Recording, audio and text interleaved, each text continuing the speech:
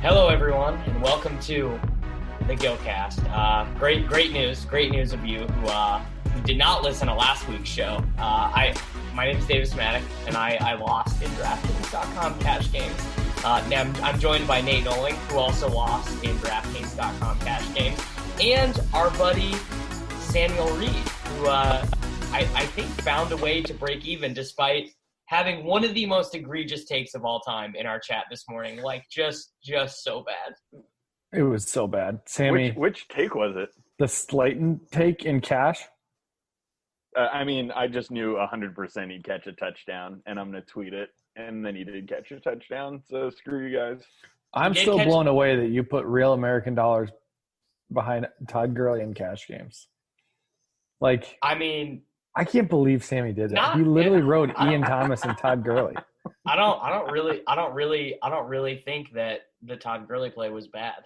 Yeah, I don't really think that somebody taking a part-time Miami Dolphins back on the road in cash has any room to talk.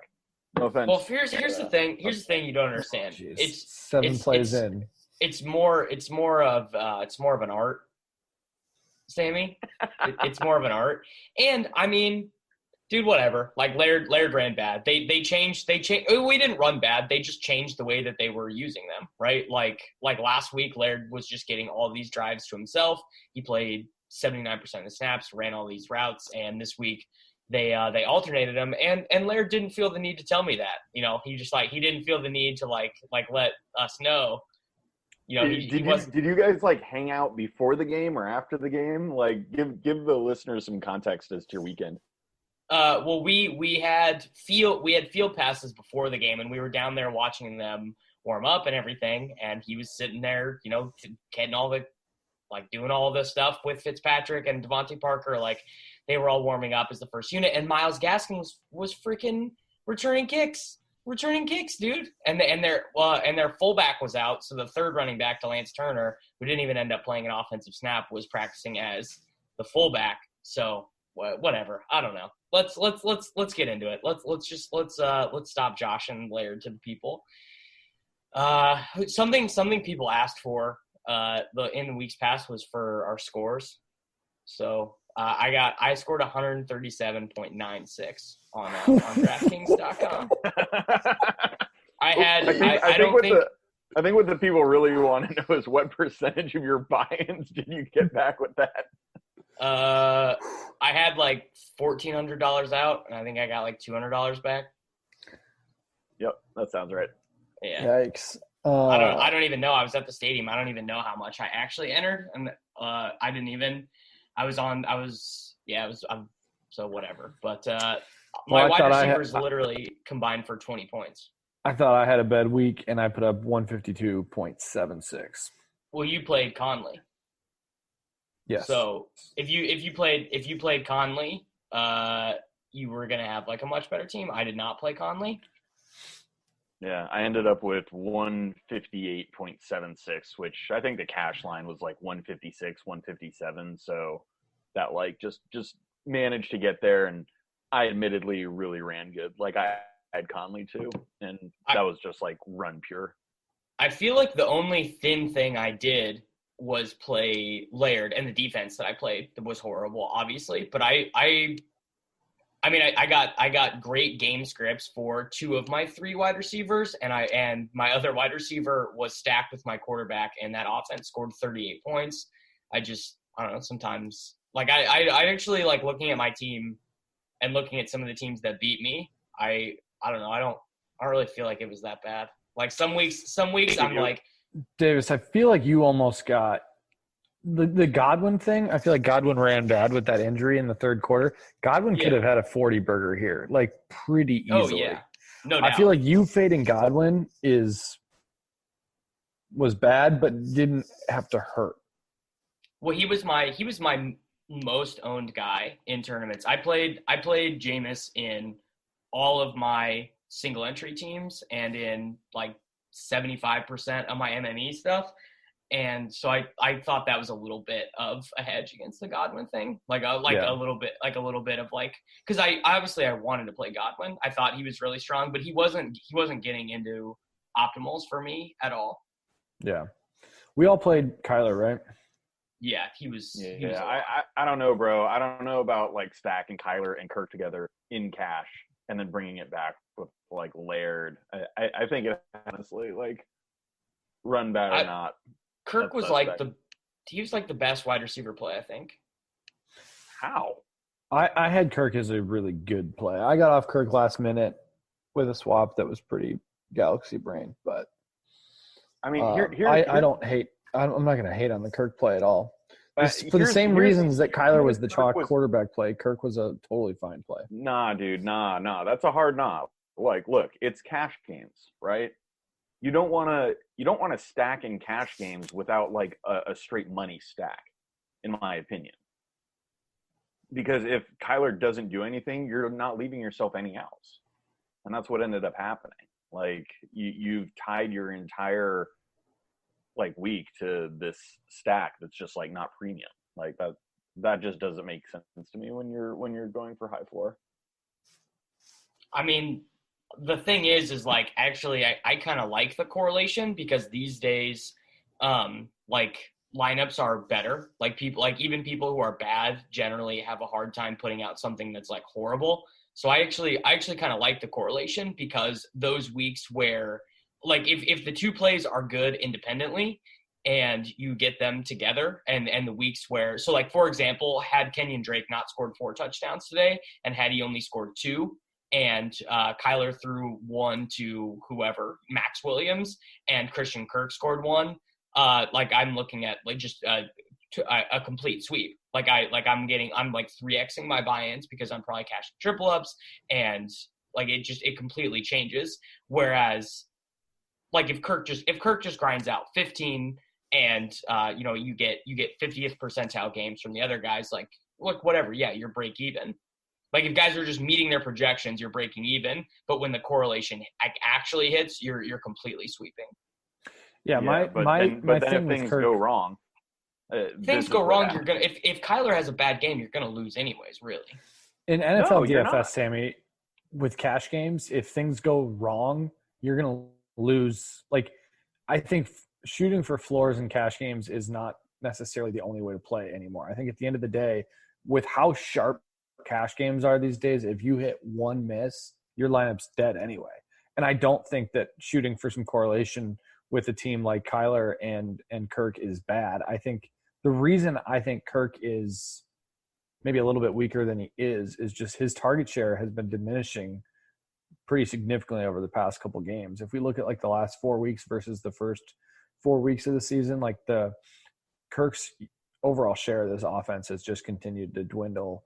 So I think his season numbers still look pretty solid, but over the last couple of weeks, we see less and less Kirk usage. So I think that's the only thing that I would question about Kirk was just dude, you guys are fish. You're oh, cash games are tough. I need to stack. Nah, dude. It's not about needing to stack. It's about not being averse to it and understanding the benefits of it. I'm not averse to it either, but if I stack in cash, it's going to be a no doubt stack, right? Okay, an 11K stack quarterback wide receiver. Yeah, that's the thing. It was a very low amount of your salary. It's not like he's stacking Jameis and Godwin here. I mean, that's whereas you're correct. So if the Jameis Godwin stack, if Jameis gets 18 and Godwin gets 12, you are stone dead. Hosed. I actually even with Kirk getting 10 and Kyler getting 17. If Robert Woods just has if Robert Woods just gets the bonus or whatever, I'm still cashing. Yeah, I don't think you lost because of Kirk. I lost because I got 5 plays who had 20th percentile outcomes, and you're not going to win when you are getting a lot of 25th percentile outcomes, regardless of how good those floors are. Just say Laird's name, bro. You can say it. This is Kyler was bad, Laird was bad, Landry was bad, Woods was bad, and my defense was bad too. So you're not going to win with that. That's a tough scene. So I guess we should. You guys want to talk about the swap that I made that was brutal? Yeah, it was pretty bad. Yeah, absolutely. I didn't know you swapped. Oh, yeah. I literally had the same lineup from Thursday till 11 something, which was the Kyler, Saquon, CMC, Laird team. And I moved off of it last minute to go to – I went Fournette and Godwin over CMC and Kirk. Oh, that is brutal. Well, just not – I mean – I think, first of all, not playing CMC this week was very fine. But here's why I made the shift. I mean, there was this, like, when I was looking at just overall opportunities compared to, like, of the 3 7K running backs, because there was, I mean, everybody was looking at that range with Saquon, Carson, and CMC. Or Saquon, Carson, and Fournette. All three of those guys, I think, were all in play. And I think Carson was clearly the one who was getting the most like tout, whatever. Everybody was on Carson all week. But the more I looked at like the actual opportunities, I consistently was having Fournette and Saquon above him. And I just said, at the end of the day, this just feels bad. And so when I was looking at my overall like lineup and I was saying, okay, if I go Carson or if I go CMC and Kirk versus Fournette and Godwin, I just feel like the Fournette Godwin thing just had so much of a higher range of outcomes than the CMC Kirk team. But what I didn't consider was playing Fournette in cash games over Carson was absolutely fish. What ended up happening, Nate, is you played 2 Giants and 2 Jaguars and a Miami Dolphin. I don't know if you realized you did that.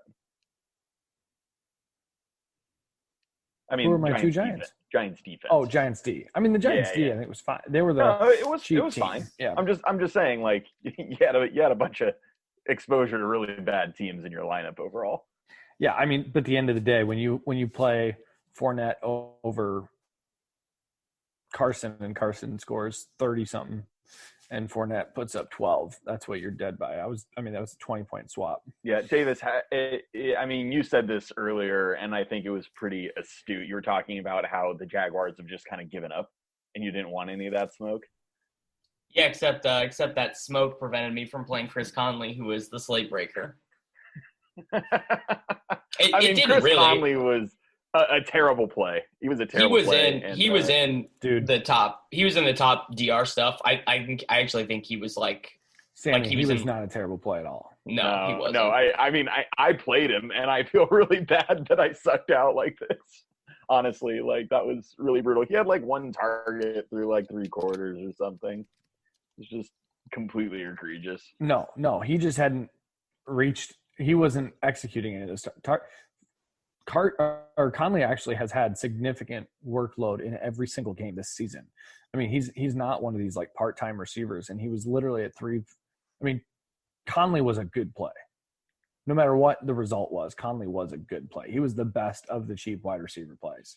I mean, I got way too enamored with these mid-tier wide receiver plays, which parlaying like 6K wide receivers is that's actually what I did. That was bad. I guess if I'm looking at it, because if you just think about like the hit rates of those 6K wide receivers, like, you know, those guys they do, I guess, Sammy, the point you're making is just that guys like Christian Kirk, not that their overall target share is bad, but just that they have like a variable target share overall. Like Christian Kirk he's not going to get 12 targets every game. He might get that, like his standard deviation of targets is pretty large. And the same is true of Jarvis Landry, and the same is true of Robert Woods. And I mitigated none of that risk basically because I just jammed all of them in. I'm really disappointed for you, Davis, that Bobby Trees didn't just go ham and you got to windmill dunk on Nate tonight. Well, here's the thing. When Laird had a bad game, it's like it's just like one of those things where like you can just feel the vibe. You know you're not going to get what you need. Like it's like I knew like when Laird gets this like 15-yard run or whatever, and it looks like the Giants are going to do some garbage time. Like there's like 6 minutes left or whatever. And Laird breaks off like a 15-yard run, and I'm like, okay, we just need like 2 checkdowns and like and he can grind out 10 or whatever. And like, that's not a stone disaster. Sure, it's not what you want, but it's not like a stone cold disaster. And then just boom, 4 straight incompletions from Fitzpatrick, just incompletion. And you're like, okay, yeah, this is dust. And you just know, like, you can feel it when you're just not going to win. You know what I'm saying? and that happened pretty easy when Laird was like gacking balls that were like right to him. My favorite part of today was 5 minutes into the game, Davis texts 7 touches for Laird on the first drive. He is CMC. He is CMC. He is CMC, he says. To the point where I think Laird got another touch the rest of the half. I really wish that Peter and I would have been periscoping during that first drive. We looked like a couple of crackheads, dude. Just like like all these Giants fans are all around us, and just every touch we're like, every down back, he doesn't come off the field, because like, dude, they just fed him on that first drive. And then what actually happened is I'm pretty sure they went into this game with he's just gonna play like he did last game. And then he ran he made the wrong read. They went for it on 4th and 1 in the red zone, and he made the wrong read. I think he was supposed to go behind the tackle, and he went behind the guard. Or no, he was supposed to go behind the guard, and he got stuffed. And I think that's when they were like, okay, I guess we got to try and see what's up. We got to trust this Gaskin kid, is what they said. Man, real boots on the ground stuff from you, Davis, today. We're getting wind reports from Davis in the pregame. This is actually why I got off Slayton. It was crazy windy, and Laird said it was windier out on the field than it was. And so it was when they were going towards the north end zone, like they couldn't even kick field goals. Neither team, like both teams, opted to go for it instead of kick field goals because it was so windy. So boots on the ground, dude. Yeah.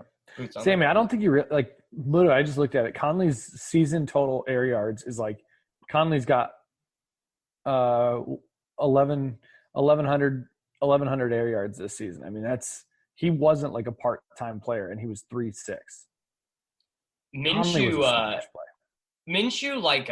I don't think he's good, right? Like, that's probably not the right word, but it's like at least he gives his guys a chance. Like Foles is just so incompetent and such like a check down lord that like these guys just don't have a chance. But Conley has more air yards than Devontae Adams, Robert Woods, AJ Brown, Christian Kirk, Cooper Kupp, Cooks, Tyrell Williams. I mean, he's at this. Nate, why didn't you put that in our chat this morning? I probably would have played him if you would have said I did literally say at one point, I'm really high on Conley. Like dude, you could be high on Conley for like Whopper reasons, which I'm never going to listen to. I mean, that's literally what he's talking about, though. I mean, I air yards is different than Whopper. Air yards are part of Whopper, Davis. Right. Correct. Whopper is a 75-cent stat. Air yards is much closer to something that is just like 1-to-1 predictable. Nate, can you verify what he just said is correct? I don't know what Davis is saying. So are you saying that you don't agree with the target share part of Whopper? I'm saying Whopper, all Whopper is combination between air yard share and target share. I'm saying that Whopper is not used in our projection stuff at all. So I don't really think about it in terms of predictive and like trying to make decisions. You don't need to feed Whopper into your projections, but with your projections, you can extrapolate what your projected Whopper is. You're right. I understand that Whopper is describing something to me. Correct. Yes, it is a descriptive stat. And I'm not saying like, oh, look at the last 4 weeks of Whopper, but like, Sammy is, though. Sammy was trying to tout Darius Slayton Whopper in our and Darius Slayton Whopper was like nowhere. I mean, he wasn't even in the top like 30 projected Whopper of today. Bro, so he's like the third highest Whopper in the last 4 weeks. Like, again, that's using a descriptive. What's the question here? That's using a descriptive stat over what occurred versus what do we project going forwards. And nowhere did I project Slayton for more than in every game. He's getting a bunch of air yards. What are we arguing about here? And he scored a touchdown. I feel vindicated. I wish you would have played him in cash. I really wish that you would have played him over Jarvis Landry. I wish I had played him over Jarvis Landry. Can you imagine like 2015 me being like, oh dude, you just jammed in Jarvis Landry in cash, bro? I literally had Conley projected for like a 20% target share with a 13.5 A dot. I mean, the dude is a Yeah, Conley was a smash. You know what? If I can cop to something, not playing Conley pretty mentally weak of me, dude. I just straight up overrode the projections on him. Like, and our stuff didn't have Woods in optimals at all. This was just the sheer dunk on Nate play. No, it was the I think Robert Woods is being underprojected a little bit, dude. I had some Woods in tournaments, but Woods in cash is oof. I mean, he wasn't part of the scene. He got like the nut game script. He just their offense just shifted back to the two tight end. Early in this. No, it just was earlier in the tight ends or earlier in the season stuff where like Woods was the pre-snap motion guy, which in their offense is not the guy that gets targeted often. It's this like that's like the space clearing role. So, which, whatever. Yo, you guys, this show sucks. Let's start talking about these awful lineups. Come on. Yeah, okay, here's the deal. I fished it and played Saquon, Laird, and Fournette for my running backs. And not only did I almost survived. Like, I would have survived the 7 points from Laird if I would have freaking played Carson over Fournette. And then I just – so I get that Fournette has like monster snap and target shares. And nothing to do with his snaps. It's solely target share. Well, you guys roasted me for playing him last week. No, Nate, you're right. I need to snap to it. This was just egregious, dude. This is like we spit roasted Sammy last week for playing him, and like we have more evidence of Jacksonville just being horrible, and we all wanted to play Conley, and like those, like you're not like thinking 2 Jaguars is going to do well. It's just like a real stretch. And you know what, Nate? I'm just going to say it. This was a mentally weak play. This was a mentally weak play by you. It was brutal. I mean, I had Saquon at 30, like basically 32 opportunities, Fournette at 31.2, and Carson was down at 29.3. He was like significantly a tier below those two guys. And I was like, I'm not playing this guy. So it's just you, Nate Noling and Derek Carty sitting in a tree doing statistical regressions. Yeah, tweeting. I mean, and Carty did like a long thread about how Fournette. Carty freaking played Amendola and got the bonus out of him though. Strong. It's really more of a science if you think about it. Right. Did Carty play Fournette? No, Carty didn't play Fournette. There's no way. I was like the only one. He was super low owned. There's no way that Blitz. No one's gonna. If I have the same team as someone this week, I bet no one's gonna complain about it. I was gonna say. They duped this 137-point lineup a bunch. There's no way anybody else played Robert Woods. Robert Woods was 22% owned in the $50 massive double up. No way. Yeah, I'm looking at it right now. Jeez, you have too many Twitter followers. No, Robert Woods, he projected very well in everyone's stuff. The scary thing with CMC is he didn't. Did CMC get the bonus? CMC had 5 he was 20 catches. Points away. He was 20 points away from both bonuses. We almost got dunked on even worse. Here's the thing about fading CMC. You feel so good when Kyle Allen is throwing the ball, and then you realize like you actually can't kill him because he just keeps getting the checkdowns. Like if they're down and they are just not benching him, dude. They do not like. There's no Reggie Bonifant down 20 in the fourth quarter.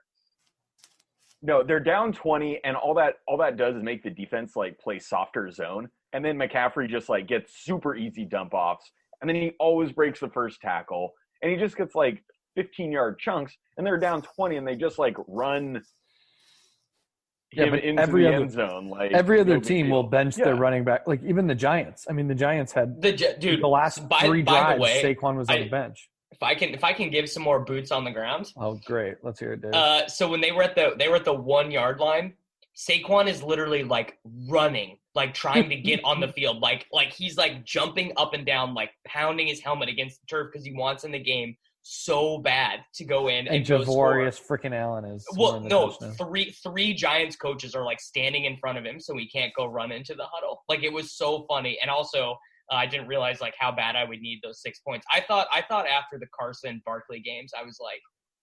What I didn't have anyone. I had no one going. It was all guys in the afternoon games, and if I'm looking at this correctly, I think that my 3 morning guys may have outscored all 5 of my afternoon players. It was close. That sounds accurate. So, Davis, you literally had so Carson. Nate, you went with. Go ahead. Yeah, Sammy. Nate, you went Barkley, Laird, and Fournette. Yep. And Davis, you had Laird, Barkley, and Carson. Mm-hmm.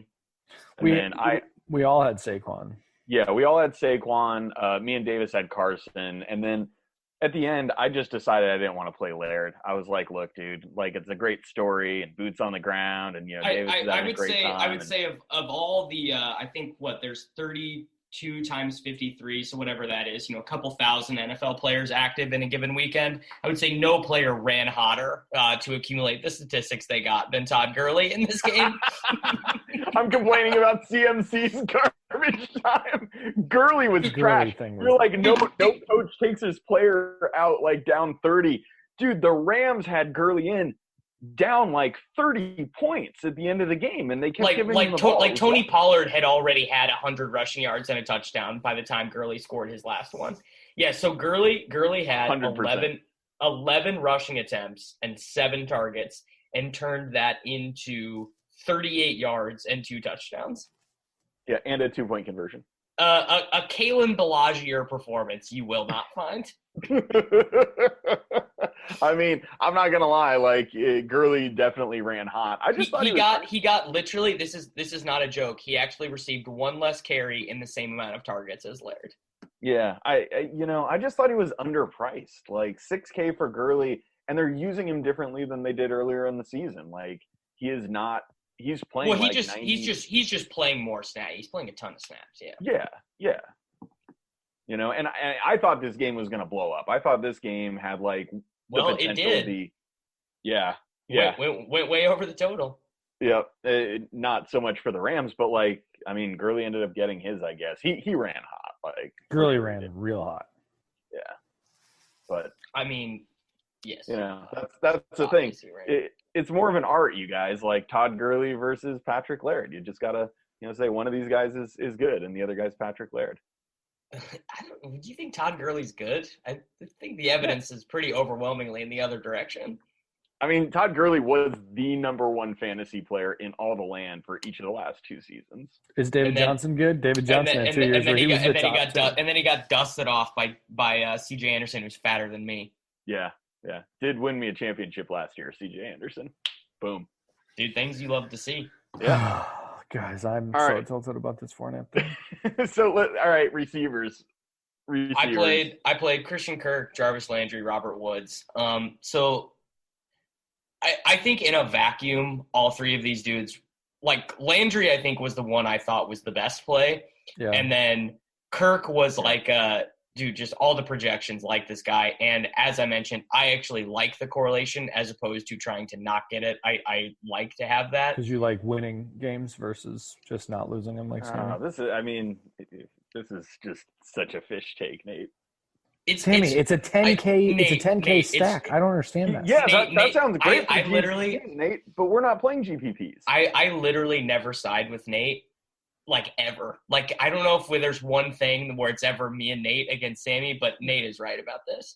It's a 10K stack with the massive ups. Like I don't understand. That sounds awesome. Throw it in a single entry or something. I would guarantee you that like the long term expectation of doing this in cash games, your expectation would be better with the single correlation stacks as opposed to not. Significantly. I would guarantee it. Being a parent can be really challenging. Child and Family Resource Network focuses on connecting pregnant parents and those with kids under the age of 5 with free support services to help them on their parenting journey. Everyone deserves someone they can turn to for help with parenting. Visit childandfamilyresourcenetwork.org today. I would not, and furthermore, I would make sure that it was like a good stack. That's just me. Well, you agree? If you can find a better stack than that for under 10K, let me know, because Gardner Minshew and Chris Conley. Yeah, Kyler was the best game. Kyler was the best QB play of the week. And David Blau, Danny Amendola, bling bling Blau. Davis, I think you should talk about the Godwin fade because that would have scared.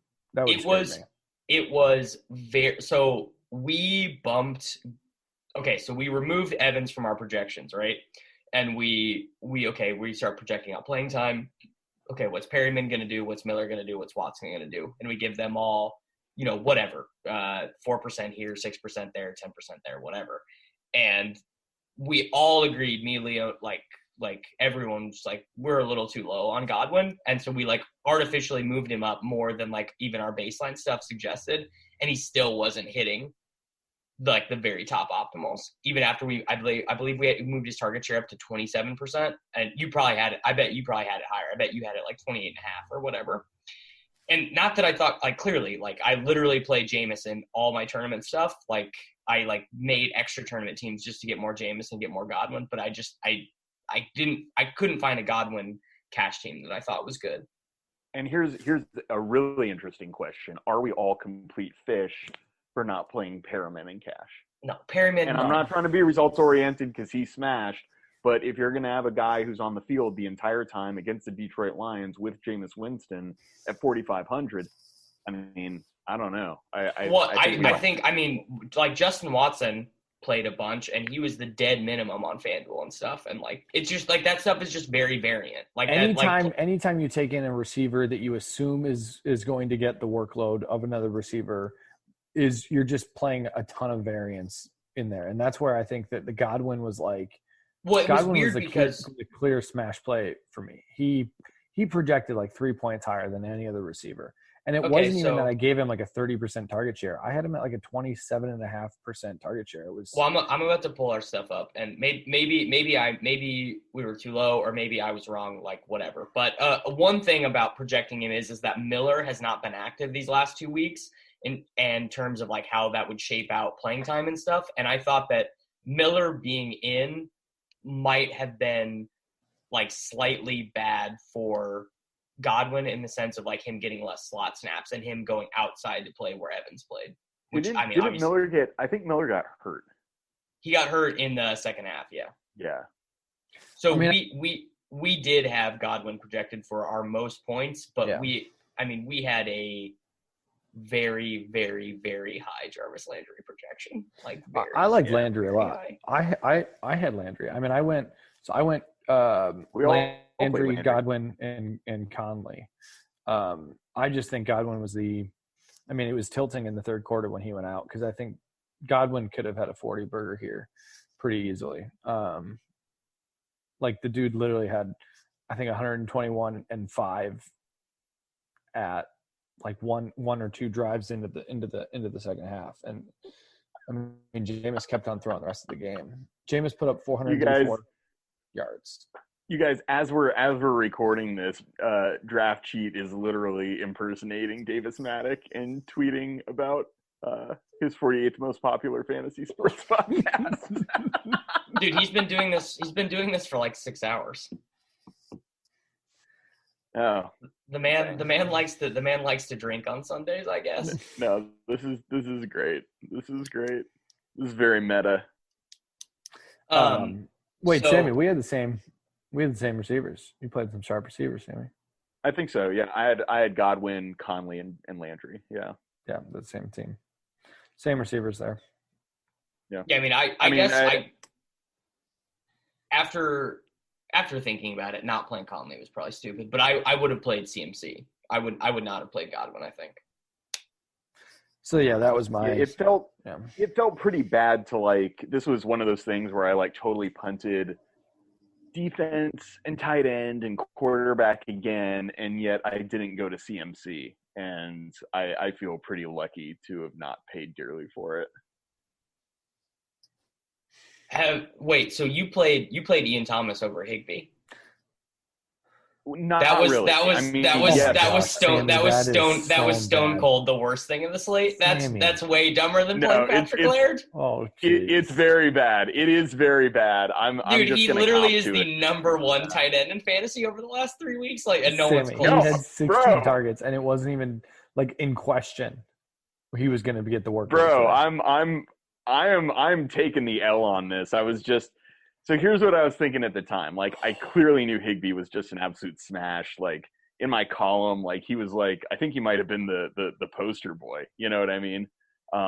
It was just like Higbee, like easy cash play. And I just couldn't get to the 3 receivers I wanted and the 3 running backs I wanted. And I was just like, you know what? It'll be fine. Like Ian Thomas does pretty good. Like I think he'll be somewhat close. And the rest of my lineup, like I think I like a lot. And that was just a huge, huge error in judgment.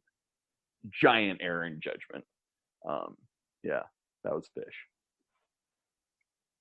Well, yeah, it was not good. No. I can't believe you. Ian Thomas had 2 receptions. Oh, I mean, Tyler Higbee had like probably multiple drives of 3 receptions. I mean, Tyler Higbee legitimately has got the 100-yard bonus 3 games in a row. No, I know. He literally, yeah. He was 3,900. I wish that touchdown would have gone to Higbee versus Gurley, and I would have.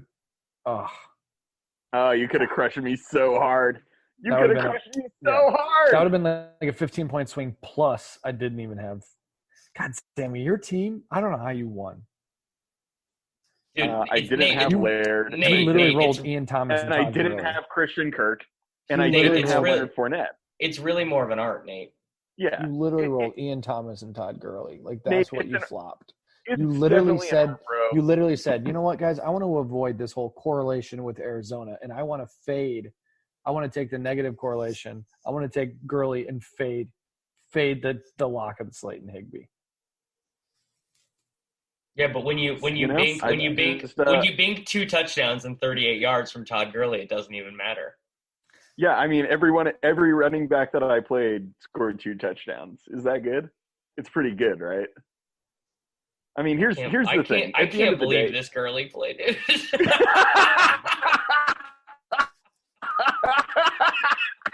What did Gurley have for touches before that last drive? He only had 11 rushing attempts the whole game, right? I just he probably had 3 or 4 targets before that last drive. Yeah, Sammy, just look at the end result. I don't know. But here's what I can tell you is that, you know, I didn't play no Fournette and I didn't play no Laird and I didn't play no Kirk and like all these fish plays that you guys got in there, like I didn't make them. And you can look at my lineup and tell me it's bad, and I do feel a little bit bad. I don't think your lineups. As I said, I do not actually believe that Gurley was bad. I don't think it was good. I don't think it was like optimal, but I don't think it was like we had him projected like as a positive value play. Like he was a good play. Should just play Drake, bro. Drake's don't even get me started. That you know what's crazy is I was big time over. I'll just say this on the pod because I don't even care. I was big time overweight Miles Sanders, big time overweight Jameis Winston. What of the 5 wide receivers and tight ends available to play with Jameis, who do you think I had the most of? Watson. Oh, it had to be Watson. Did I literally jammed in 55% Watson in MME?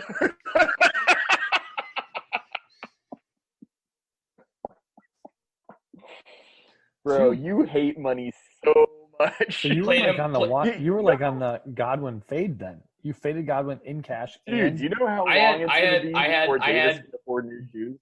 I had both Godwin and Watson over 50%. I might have had Godwin more. It was just a funnier joke to say I had more Watson. But obviously it doesn't matter to get like min cashes in these things. It just only matters about getting first. And I was never for sure. And honestly, I thought Watson was a fine GPP play. And just now it's at the end of the season. Like, dude, I'm done trying to get like 8% of everyone. I just want to lock in my dudes and just try and bank. Just try and bank before the season's out. You're just throwing haymakers, and I thought you'd roll out to New York and meet Patrick Laird and bank with Watson and things. I legit just played Laird in every lineup on DraftKings, just every lineup. I actually and I'm not gonna say I care about this whole Laird take cast thing. I thought Laird was like the best running back value. He was like the one I was jamming in regardless. He had a 14% target share over the last 2 games at 4,500. He's a good play. I thought he was like a no-brainer. Sammy, I know you think he's like fish based on the results, but for those of us who care about like process and stuff. No, I didn't think he was bad. I just didn't want to do it. I just thought it. I mean, if I knew that he was going to alternate series with Myles Gaskin, I probably wouldn't have played him as much. Yeah, still might have played him. Still might have played him in cash, honestly. It was just a low floor thing. Like Gurley was what? Laird was 4,800. Gurley was 1,200 more, and I just thought he had a way higher floor. And they got the exact same workload. It's more of an art, bro. You gotta. Dude, here's the thing. You gotta know the zone.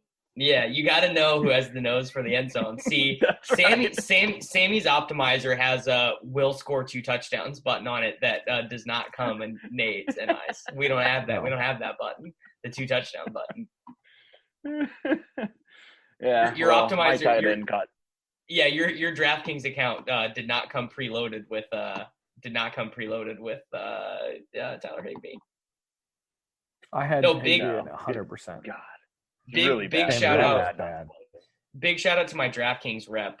Did not let me play D.D. Westbrook. I emailed them, tried to get out of D.D. Westbrook self-exclusion, and they were just like, nah. That was huge, actually. That was huge. That was big for me. Yeah. So I'll just $0 back.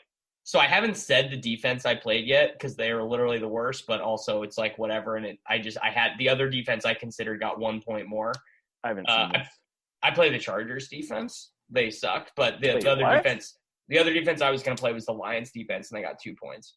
Wait, how much did the Chargers cost? 2,400. Wow. Why'd you do that? Had to get in Bobby Trees. Why didn't you play? Good grief. I mean, it was the Lions or the Chargers, and I didn't really care. And I had so much Jameis that I was just like, dude, if the Lions actually get like 12, I'm just gonna be so dead and tilted anyway. Right. I wanted the Lions in cash, and I didn't have enough money for them. So I played the Denver Broncos at Kansas. No, I saw the Denver Broncos lineup too. Like I think it had Higbee though. Obviously, didn't have Ian Thomas. Yeah, there was a good one out there. Yeah, but I actually think there was no like super superior defensive option today. Like I didn't think that, like, obviously the Patriots ended up getting 20, but I didn't think that there was some defense that like actually it's been the Panthers defense all year because they've been like 2,700 and they pressure the quarterback so much. But I did not see that defense this week. I didn't really see one. No, neither did I. I thought it was the Lions, honestly, just because Jameis is just such a stone lock for multiple interceptions and sacks in like every game that he plays, regardless of how many points he puts up. And the Lions defense is just so bad that they didn't even get that out of Jameis, which is crazy. He started off the game with another interception. Do you think he does this on purpose? He must. I mean, he literally put up 458 yards with 4 passing touchdowns with no Mike Evans, only 3/4 of Chris Godwin, and literally Scott Miller was hurt on the first drive. I don't know. It doesn't matter. He has scrubs running around, and Jameis can still dunk on teams. He just throws a pick all the time to start the game, though. I think he does it to like fire himself up. You know, he's like, I operate better under pressure, bro. Like I got to do this. It's like part of the game plan, I think. Jameis, man, 458 passing yards. I mean, that's the second time. What's 2 times in 2 weeks, or 2 weeks in a row he's put up above 440 yards. Yeah, you should have played him in cash, Nate. You should have just paid up for him. Like, stay true to your brand. Well, my brand was playing Jameis Winston when nobody else was, when he was like low price. Now that he's like $7K, I don't like paying $7K at quarterback, but Davis does. Davis will do that. I do when they're good plays. Yeah. Well, no, he was. I actually probably would have played Watson though if I was playing up at quarterback this week. I'll be honest. Deshaun Watson? Yeah, that would have been bad. Yeah. He had a good game. They had the highest total of the week. I don't know. They didn't. I wanted to play Jimmy Garoppolo in cash. So. Okay. All right, dude. What do you play at 6-1. No. No, Jimmy G would have been horrible. Jimmy G over Kyler. Jimmy G over Kyler would have been like Sammy's like not allowed on this show anymore. Like we're replacing him. We're replacing him next week with with someone else. Dude, he was the highest. He was the most expensive quarterback on FanDuel this week. And are you really going to use FanDuel's pricing as like FanDuel's algorithm is going to be your like that they're in my corner? No, I'm just saying, like, no. I mean, I didn't play him, but, like, I wanted to. I thought Jimmy G was fine. But I will say Kyler was, like, the stone lock for the quarterback position this week. Kyler ran so bad to not put up 30 here. The five TDs. He did run super bad. The five TDs from Drake. I'll be honest. I did not have Kenyon Drake projected for 4 touchdowns. Yeah, Kyler ran a lot too. He must have had like 50 or 60 rushing yards. He had 45 rushing yards at half. Yeah, he had a 35-yarder that was like it was nice. Love to see it. Things you love to see. Guys, I'm tilted. I'm like honestly I'm so exhausted, dude. Like I should be like tilting more, but it's just like I'm just traveling and I'm just tilted. And Sammy played Todd Gurley and is just like smoking his vape pen and just like, yeah, dude, fade Tyler Higbee to the promised land.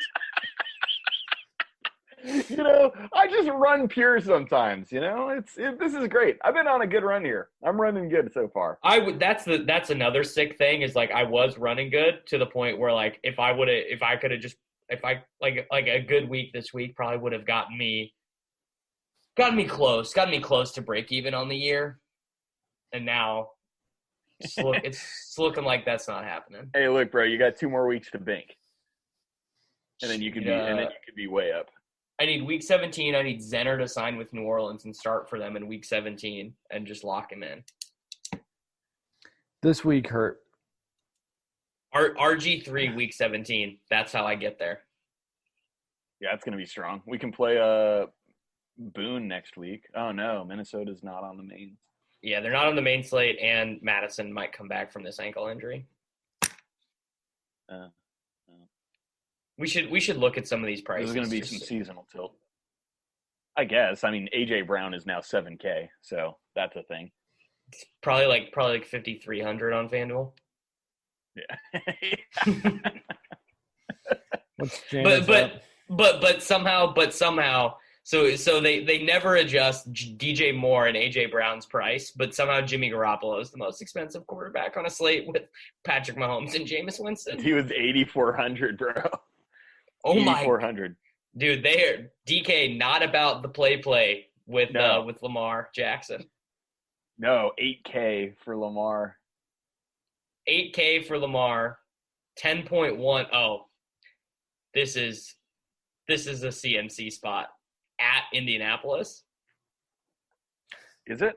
It doesn't matter. CMC will play every snap, no matter what the score is, no matter what. Yeah. And you have to play CMC. I mean, his coach has proved that they are just all in on the CMC. Saquon plays at Washington.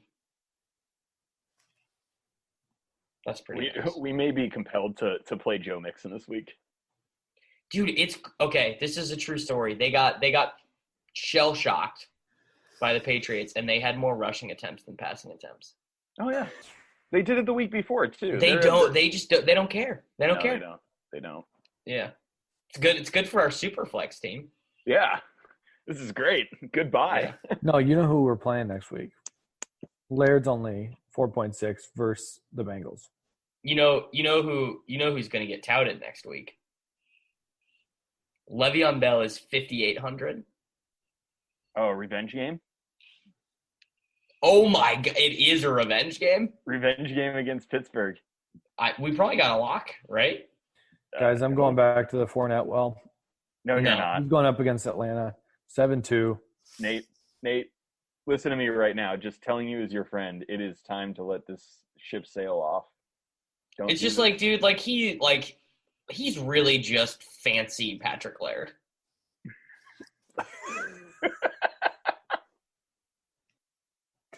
He's really just fat Patrick Laird.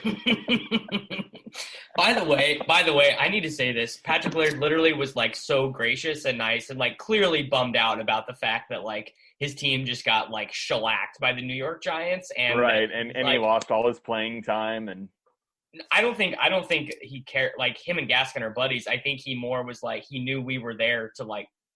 Dude, like we like traveled there to watch him play, and he did not have a good game, and like he felt bad about it. Did you tell him how much you lost jamming him in all your DFS lineups? I no, dude, that's very tacky. Mike Gesicki is that dude is an absolute unit. Is he? And his whole family, was back in the area where we were, and they're like all huge like him. It was very crazy to see. And Devontae Parker is the only way to say it is that's a grown-ass man. He was like the same size as the offensive lineman, just not fat. Who is the fat guy who used to play for Carolina? The receiver. Kelvin Benjamin? Yeah. Yeah, the tight end. Kelvin Benjamin. I should have gotten a photo next to Gesicki. Yeah, that would have been great. That would have been like the Aaron Judge and Jose Altuve photo. Or the done like that. The Derrick Henry, Dion Lewis one. And Dion Lewis. Oh yeah, that would have been great. If you had brought jerseys like a Henry and had him wear it, like that would have been pretty fire, honestly. Nate, no Jameis on the slate, but Ryan Tannehill is now the fourth most expensive quarterback. I was just thinking about it. I actually don't know how Jameis is going to project for me now if Evans and Godwin are not in the lineup. Jameis might not be a good play anymore.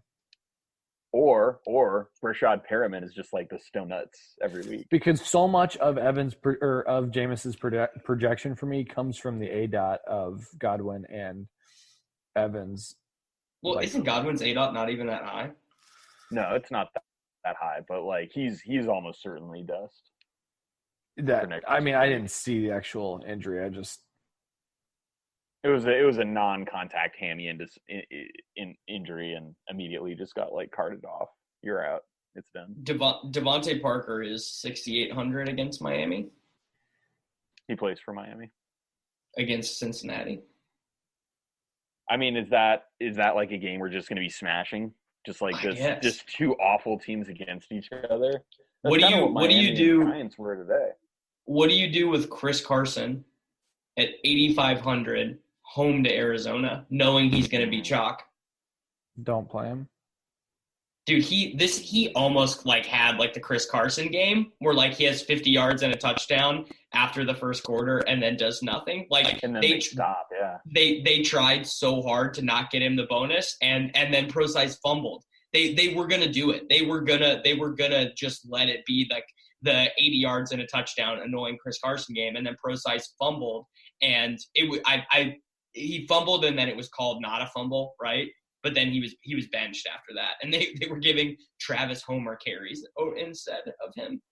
So here's going to be a fun. Curtis Samuel's going to be the play next week. What about Melvin Gordon? Like he had two egregious fumbles today, and basically got benched until it was garbage time, and then they put him back in. But he's only. I think I'm done with the Chargers, man. I think I'm just excluding all Chargers players. Like, it's just if we're going to exclude Jaguars players for them just getting like just stone crushed every week, how can you play the Chargers, who are just an embarrassing team? Dude, Phil Rivers had like 7 turnovers today. He is the washed king. I mean, his wife is probably going to go have a baby with somebody else at this point. Honestly. Sounds about right. Yeah, I mean, that team is just like so bad. I mean, they just turned it over drive after drive after drive. But they play Oakland. I don't know. Might do it. No, dude. Don't do it. Just play Le'Veon in the revenge game. No, dude, Le'Veon is washed as all get out. Like doesn't matter. He's minus 90,000 to score a touchdown. You think so? No. Dude, it doesn't matter if they have to move heaven and earth. You think Adam Gase cares about any of that noise? I don't think Adam Gase cares about any of that. No. Dude, Sam Darnold does, and he wants to rally the troops. Some reason the Jets don't like Bell. They were like spreading rumors about him like in the locker room. It's because the GM signed Le'Veon Bell before they hired Adam Gase. Nate. Yeah, they don't. Yeah, and they spent. It's not for some reason. It's because Le'Veon Bell is a GD loser. Like no one wants him on their team anyway. That's right, and they don't even use him right. Like the only thing that made Le'Veon Bell any different than anyone else was that he could run routes. Yeah, he'd play in the slot. Yeah, he could play outside. Like there were times they lined him up as a legit outside receiver, and the Jets don't do any of that. Like, dude, watching the Steelers tonight was like, honest to God, sad. I know, because they were wearing their like cool uniforms, and that they always win in. Yeah, and I was just like, dude, like I'm just watching Duck Hodges like throw into double coverage to James Washington, and I was like, what happened to these guys? Like, what happened? You know? There's no more talent. Like James Conner like finally came back, but it's like a 4 running back rotation. Yeah, the Kareth White getting worked in there. It's just like, dude, what is happening? Yeah, and I love to see the Twitter say, oh, Kareth White, he's got some burst. We need to see him on the field more. It's like he's literally like Kareth White's literally like was not good enough to make the Chicago Bears. Right. Yeah, he was cut after they kept converted tight end to running back Ryan Nall over him. This has been a bad show. Yeah, and the Steelers are throwing fourth down like prayers to Deion Kane. I mean, that's literally what it's come to. Nobody wants to hear us talk about these guys. We got to stop. This is bad. Yeah. Well, it's not good, guys. I promise to have my wits about me more next week. Hopefully, I won't have just come home from a very expensive vacation on top of punting off all the DFS monies. I wish I could give you a hug, Davis. This weekend would have been really great. It was honestly great. Like the only thing that could have made it better, obviously, was a good Laird game. Like that sucks that he didn't have a good game, but it was a very cool trip at 10 out of 10. Also, New York City, not really that terrifying. I was just being a small town little Kansas loser about it. Oh, did you get on the subway? No, I didn't have to. There wasn't really an occasion to have to do it. It was like, and like, I feel like subways are for peasants anyways. Like I just took Ubers. No, a lot of people use subway in New York. Yeah. Like even rich people. A lot of people do. Yeah, it's a cultural melting pot, bro. It's not the subway's cool as hell. It's not like taking the public transportation in like most other cities. Yeah, there's all sorts of people like performing at the stops and like on the trains and stuff. Like there's all sorts of cool stuff going on, man. You should do it. You should have done it. I guess I can still take it. I'm going to go get coffee with Dink. I guess I could take it then. I won't though. Oh, nice. Dink's out there? Yeah, it's just, he was just too cool to hang out with Pete though. Yeah, that's probably it. Once you drop Pete, like Dink will come and hang out. Yeah, just had to bail on that guy. All right, everyone. Dink didn't want to associate his brand too closely with Laird. He didn't want to be our keep that at arm's length. Yeah, Dink wants to be known as a genuine tout. So yeah, he doesn't. Yeah. He's not a disingenuous tout like me. Right. Yeah. All right, everyone. Sorry. We didn't give our best tilted performance. We really tried. I didn't really try that hard. But yeah. All right. We'll see you back next week.